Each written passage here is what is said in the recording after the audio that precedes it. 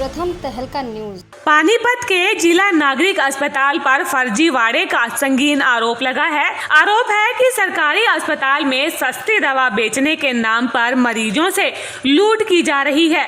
अस्पताल पर तो ये भी आरोप लगा है कि जन औषधि केंद्र में महंगी दवाइयां बेची जा रही है और यहाँ पर सामान्य बीमारी की दवा तो मिलती ही नहीं है। शिकायतकर्ता सलीम की माने तो उसे बाहर की महंगी दामों की दवा दे दी गई और जब उसने बिल मांगा तो अस्पताल के कर्मचारियों ने बिल भी देने से मना कर दिया। दरअसल में शुक्रवार को मुझे थोड़ा हल्का बुखार था, मैं हॉस्पिटल में ही था। मैंने सोचा कि क्यों ना दवाई ले ली जाए। मैंने डॉक्टर पहले पर्ची कटवाई, उसके बाद डॉक्टर को दिखाया। डॉक्टर को दिखाने के बाद जो सरकारी हॉस्पिटल की डिस्पेंसरी है, मैं उसमें दवा लेने के लिए गया तो वहाँ दवाई नहीं थी। उसके बाद वहीं से बताया गया कि 14 नंबर में बहुत सस्ते दामों पे दवाई दी जाती है, आप वहाँ जाइए। मैं वहाँ गया तो मुझे दवाई दे दी गई। जो दवाई दी तो मैंने उस दवाई का जो 150 रुपये मेरे से ले लिया गया। मैं बोला उनसे कि इसका मुझे बिल दे दें आप। उन्होंने बिल देने से मना कर दिया। साथ में कुछ धमकियाँ भी दी कि आप को जो करना है कर लें, यहाँ पे इस तरह से ही पैसे लिए जाते हैं और दवाई दी जाती है। उसके बाद मैंने बाहर के स्टोरों से इन दवाइयों का पता किया तो ये दवाई जो है उस रेट पे नहीं थी जिस रेट पे उन्होंने मुझे दी। मैं दोबारा वापस गया तो मैंने फिर उनसे बिल की डिमांड की कि आप मुझे सिर्फ बिल दें और जो आपने पैसे ले लिए ठीक है। उन्होंने मुझे बिल नहीं दिया, बल्कि ये पर्ची बड़ी विनती करने के बाद, निवेदन करने के बाद दी। तो मैंने कहा कि इस पर आप अपनी मोहर लगा दें, तो उन्होंने मोहर लगाने से भी मना कर दिया। तो इसके बाद फिर मैं रेड क्रॉस में गया, वहाँ पे अधिकारियों से मिला। कुछ अधिकारियों ने बातचीत की, वहाँ पे अंकित नाम का जो मैनेजर है उससे, उसने मुझे बिल देने का आश्वासन दिया और मैं अगले दिन मुझे बुलाया और मुझे जब बिल दिया गया फिर मुझे ये एक बिल दिया बहुत सिफारिशों के बाद। इस बिल में उन्होंने क्या किया, बड़ी चालाकी से बैच जो नंबर है वो बदल दिए, जबकि इन दवाइयों के जो बैच नंबर हैं वो कुछ और हैं, ये बैच नंबर कुछ और हैं। मतलब कि वहाँ पर जो गरीबों को दवाई दी जाती है उस पर प्रधानमंत्री की जो जिसके तहत ये उनको स्टोर दिए गए हैं, यहाँ पे बाकायदा उसका लोगो लगा होता है, जन औषधि केंद्र परियोजना का, लेकिन इन दवाइयों पे कहीं भी वो लोगो नहीं है। और इसकी मैंने जब फर्जीवाड़ा इसका पकड़ा तो फिर मैंने सेक्रेटरी साहब को भी शिकायत की इसकी, और तमाम जो अधिकारी वहाँ के थे उनको भी शिकायत की। जन औषधि केंद्र के फार्मासिस्ट अनुज से बात की गई। पहले तो उसने कुछ भी बोलने से मना कर दिया, लेकिन फिर अस्पताल प्रशासन की ओर से मामले पर सफाई देने लगा।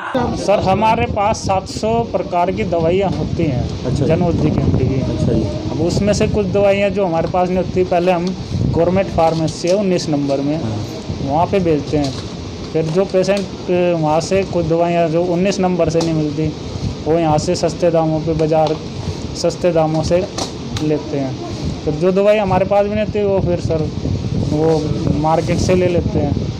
तो कुछ दवाइयाँ आप बाहर से भी ला के देते हैं, कुछ पता चला था? नहीं सर, ऐसा कुछ नहीं है। उस टाइम आप नहीं बोल रहे थे, उनको बोल रहे थे? ऐसा कुछ नहीं है सर। अच्छा जी।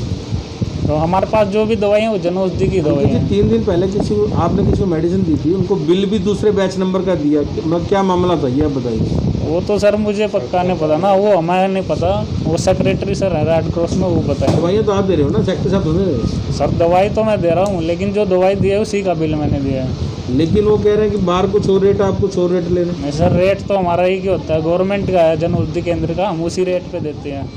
रेड क्रॉस सोसाइटी के सचिव गौरव ने औषधि केंद्र के संचालक को जांच पड़ताल के लिए बुलाया था, लेकिन उसने ये कहकर आने से मना कर दिया कि कोरोना का टेस्ट करवाया है, इसलिए 2 दिन बाद जांच के लिए आएगा।